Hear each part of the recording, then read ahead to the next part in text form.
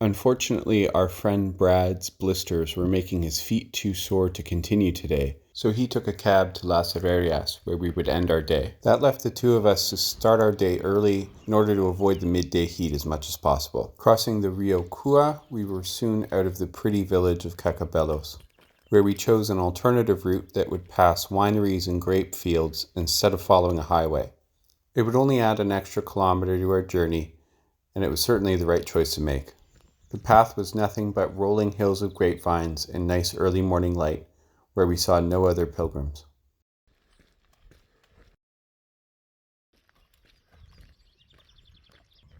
We soon came to Villafranca, where, despite it being Sunday, we felt like our chances of finding a place for breakfast were pretty good, except that we struck out entirely. The town was beautiful, though, and we could see why many pilgrims chose it as an overnight stopping point.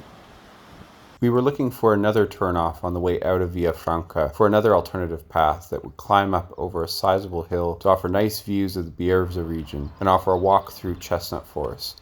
But we missed it, and instead walked through a valley along a secondary highway that crisscrossed a larger highway that loomed above us.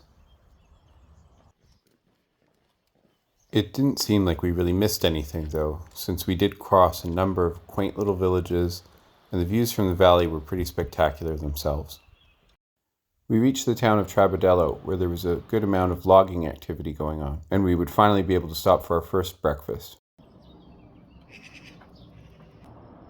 Had we been counting the number of cars that passed by, we might not have needed 2 hands for the day's tally. So the path today mainly followed this quiet road and the Valcarce River.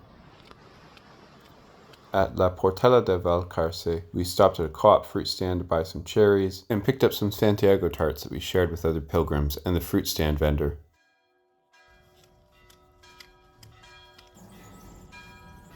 Over the last 6 kilometers, we crossed more small towns along the highway that were surrounded by more livestock fields.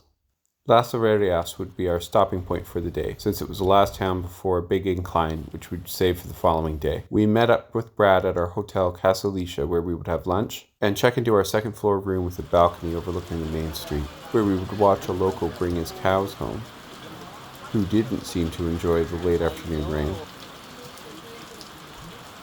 And the same Camino by horseback group that we've seen before went by as well. After a couple drinks outside and a break from the rain, we had dinner at the hotel and rested up for a big day tomorrow. No sprains, no strains, and Brad's healing blisters.